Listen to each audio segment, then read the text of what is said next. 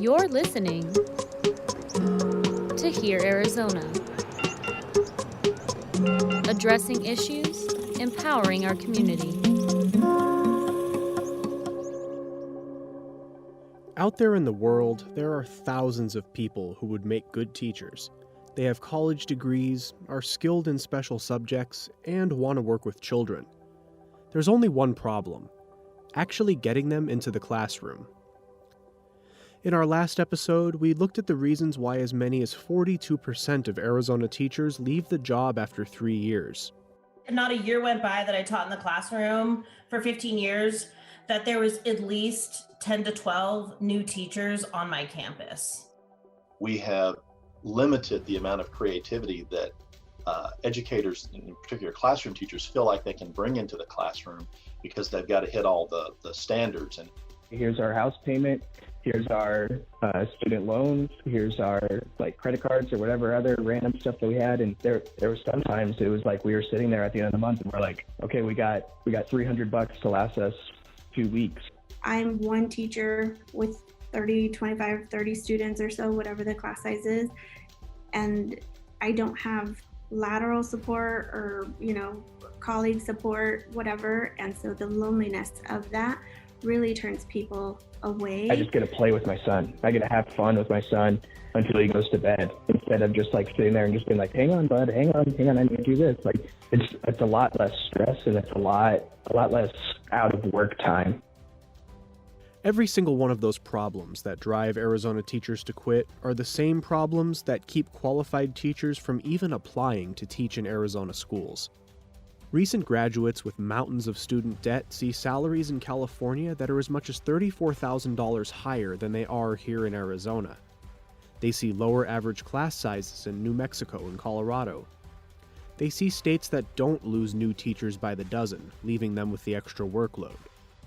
Instead, in this episode, we'll focus on how the tide might be turning here in Arizona. As each school district posts its help wanted signs, several local organizations are lining up to help fill those positions.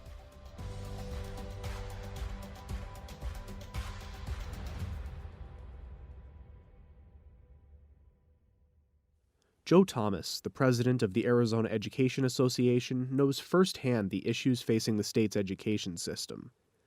The first thing to know about the state's teacher recruitment problems is that it does not come from a lack of quality, qualified candidates. We have plenty of people in this state that have teaching certificates, and too many of them have decided that they can't pay off their own student loans. They can't afford to send their own kids to college. They can't live in the neighborhoods in which they teach because they can't afford a house there.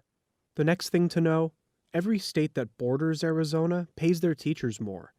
Sometimes it's only a few extra $1,000s a year, but it can be more than $30,000 more in some California districts. And so we have a difficult time retaining all of our graduates from our major universities because they'll stay here for a few years, but then they see that they can make so much more money somewhere else. And it's critical that we keep our own talent and attract talent from other states. Let's check in with Chris Cuellar.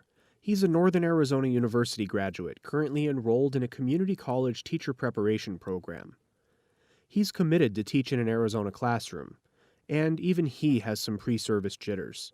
Lack of resources really is my biggest worry, and I know class size is a big one of it. And one of the biggest lessons he says he's learning is how class size can affect student performance. We're finding that how much of a difference having 20 kids in your class versus having 10 kids in your class could be, or even 12. Trying to spend individual time and effort on each child to make sure that they get a quality education.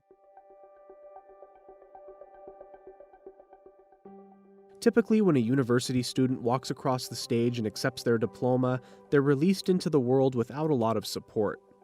They can transfer their certificate to most states, and the university doesn't offer much beyond alumni newsletters. Community college teacher prep programs are a little bit different, though. The way we're different from a four-year university is, our average age is 38 years old for our teacher candidates. We offer a post-bac program where anyone who has a degree other than education is interested in becoming a teacher. we provide that avenue. That's Julie Farron. She's the executive director of the National Association of Community College Teacher Education Programs. I'll let her explain what exactly she does. And we really advocate and promote the community college role in supporting high quality teacher education. She's also the instructional coordinator for Rio Salado College's teacher education program.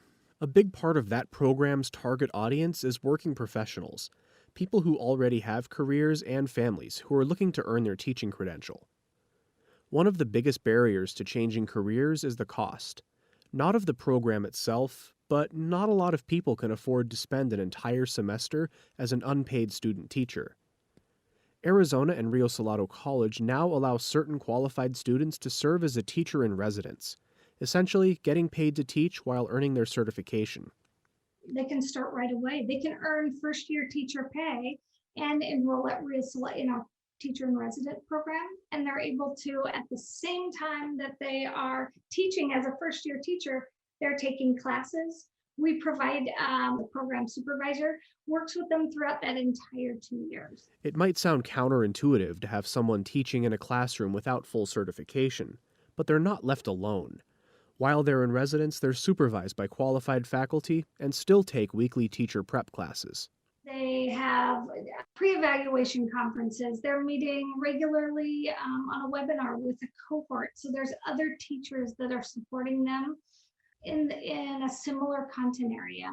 As the program expands, Farron says they're looking to recruit younger, first-career teacher candidates too, not just adults looking to switch careers. We're trying to build a pathway with Tempe Union High School, Rio Salado College, and Western Governors University. How can we help those students who might be two things? They might be a student in high school that does have a passion or is interested in becoming a teacher.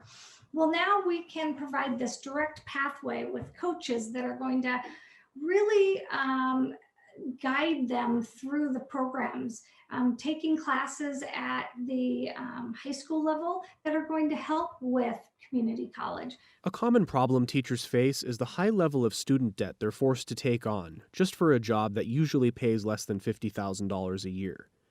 Programs like this seek to reduce the overall cost, so a lower paying teaching job isn't as impactful. I think it's no secret to know that community college is the best kept secret when it comes to paying for college. That's not even talking about all of these different funding sources that we've been fortunate enough to have that will pay for the entire cost of the program. Students in the program get stipends for books and classroom supplies too. One important thing at Rio Salado College that my faculty chair charged us with was making sure that costs for the class were $40 or less. If someone is interested in finding a teaching job and they meet the qualifications, Farron says they can get certified for little to no cost. And while they're teaching, they're taking education classes to supplement their real-world work. They can connect with the school and all of their tuition can be paid for. They're taking classes online, it's at night. They're meeting with education professionals, their program supervisors, other teacher candidates that are in the field in that same content area.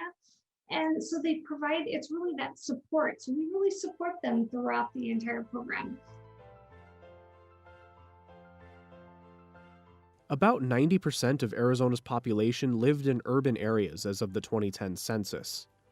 Rural school districts, which serve about 10% of the state's population, have smaller tax bases, smaller populations, and have a more difficult time recruiting teachers. Most teacher recruitment programs, like Teach for America, tend to focus on filling vacancies in urban districts. Joe Thomas with the Arizona Education Association. National programs like Teach for America bring in some educators, typically into urban settings or suburban settings, but it doesn't do as good a job in filling positions that are in rural Arizona. And their issues that I hear are that it's difficult to graduate their own students that want to come back and be in education because they didn't see it as something that had a lot of upward social mobility. Because online colleges like Rio Salado don't require in-person attendance, they can teach rural students more effectively.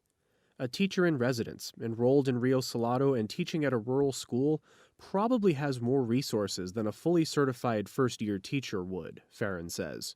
Because if you think about it, as an online college, where we're able to reach out to is those rural areas where there isn't another, they might be at a school that is their fourth grade teacher. There might not be another fourth grade teacher for them to go, I'm brand new at this.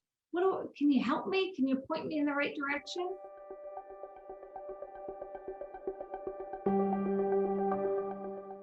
More after a quick message from Here Arizona's sponsors.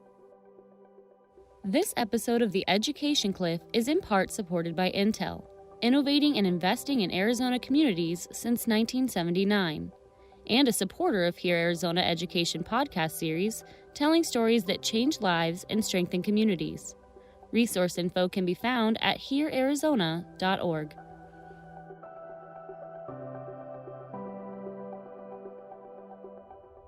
Imagine if Arizona's education system had a reservoir of qualified adults who had years of training, experience with difficult work assignments, exposure to a wide variety of cultural diversity, and a worldview enhanced by constant worldwide travel. That's where Lee Fernwalt comes in. Well, my name is Lee Fernwalt, and I am currently the Arizona State Coordinator for the Troops Teachers Program, which will be converting to the Arizona Troops to Educator Program May 17th. I work at Arizona Department of Education, and I am a native of Arizona. Lee's job is to convince qualified military veterans to come teach in Arizona. Before someone is discharged from the service, they have to attend a transition counseling class. The bases here in Arizona have been pretty much very inviting to have me come on the base and present, especially Luke Air Force Base and Davis-Monthan. And I'm given basically about anywhere from 20 to 30 minutes to basically walk through the different aspects of teaching and how the process would go. The process is astonishingly simple for the average service member who wants to become a teacher. In some cases, they don't even need a degree, since most military training is accredited by the American Council on Education. Many qualify for teaching jobs based solely on their military experience. And typically those fall under what's called career and technical education, or CTE is commonly referred to. And CTE is a nationwide certification where someone can teach a specialized field, whether it could be auto mechanics, airplane mechanics, it could be business related, such as IT, networking, or health services, to name a few. And time spent on active duty counts for professional experience, which can be used to qualify too. With their typical service, it would say you have to have about 3 to 4 years of active duty service to qualify, just to meet the number of professional hours needed for that certification. Veterans with a bachelor's degree in a common academic subject can usually be certified to teach based on the state's subject matter expert rules too. A person may not have a teaching degree, but they have the skills. For example, if you have a degree in biology, you could get the subject matter expert certificate, which would allow you to teach biology in grades 6 through 12. Or another common one is criminal justice. If an individual has criminal justice, that commonly reverts to a political science and American government certification, which obviously is a very common course to be taught in high school. Since taking this job with the program, Lee has helped dozens of qualified veterans get hired as classroom teachers in Arizona. I helped 91 receive their certifications through either traditional subject matter expert, CTE, special education, as well as I helped 45 find full-time positions throughout the state. So for a year or two, that's a pretty good number, considering that when you compare it to some of the other states, we've actually had a great turnout for it.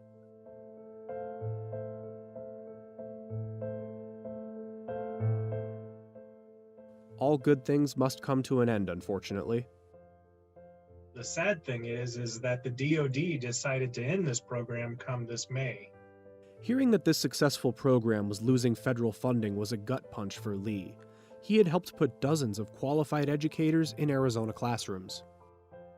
We can only surmise what the reasoning is, but there was a wide area review of programs, and the DoD came back and said that we would like to reallocate this money someplace else. The state agreed to fund a state-level version of the program, though, and give Lee nearly carte blanche to run it. We'll actually be switching to troops to educators, so that because of the fact that Troops to Teachers program was so effective for the last couple of years that we've had the grant, ADE has decided that, we've helped meet so many people that now starting May 17th, that program will change over to Troops to Educators. Lee plans to expand the program to include all school positions. My definition of educator is going to expand to cover the entire educator community. An educator community, what I mean by that is everything from the bus driver when your child's picked up, to being fed, to the counselors, and then obviously the teacher in the classroom. Eligibility is going to expand beyond former military personnel, too. So my goal is to expand out and have service members, and also I'm going to be adding spouses of service members to the program as well, so that we're helping the student as a whole and helping to fill all the positions within a school system and not just the classroom. Education advocates worry that these programs, while effective at putting teachers in classrooms, don't actually solve the state's education problems. Marisol Garcia is the vice president of the Arizona Education Association. It's not a matter of like a Band-Aid that we're looking for. We're looking for systematic and structural institutional change on how we recruit educators. And what I found with working with educators from some of those programs is that if they were not properly prepared, even from the small preparation that they were given, a lot of times they would come in almost like a Band-Aid, and they would stay for 2, maybe 3 years, because education was really not what they wanted to do. Garcia says that, in her experience, teachers who go through these programs don't have the support necessary to thrive in a classroom. Julie Farron with Rio Salado College and the National Association of Community College Teacher Education Programs disagrees. So we really support them throughout the entire program. We create plans for them. So that would differ whether or not you're going into, if you're going to be an art teacher, or if you're going into special education, which we know that's a huge need.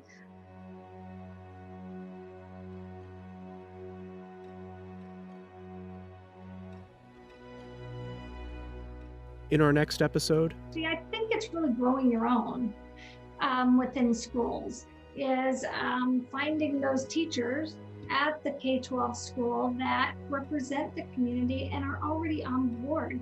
Instead of bringing a brand new person out of a 4-year university. Educators that look like their students, that share a same language, that share a same culture, and it is incredibly important for students, regardless of their age, to see an educator that they look like, that they sound like, that is from their community, that went to that school. How community colleges and local organizations work to improve teacher diversity and representation. On the next episode of The Education Cliff from Here, Arizona.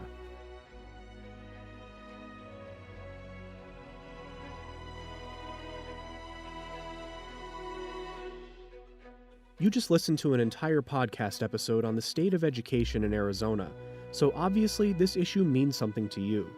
To learn more about the issues in Arizona's education system and the organizations we profile, visit our website, herearizona.org. That's HEAR Arizona. Tell all of your friends to check us out too. They can search for Here Arizona on their favorite podcast listening app, Apple Podcasts, Stitcher, NPR One, and Spotify. Since we're all about empowering our community, we want you to be part of the conversation. Follow Here Arizona on Facebook, Twitter, and Instagram. This podcast series was made possible by a grant from the F Squared Family Foundation and support from Intel and Rio Salado College. Here Arizona is a production of the Division of Public Service at Rio Salado College, which includes Sun Sounds, Spot 127, KBOC, and KJZZ. This episode was produced, written, directed, and hosted by me, Scott Borg. Linda Pastore is our executive producer. Thanks for listening.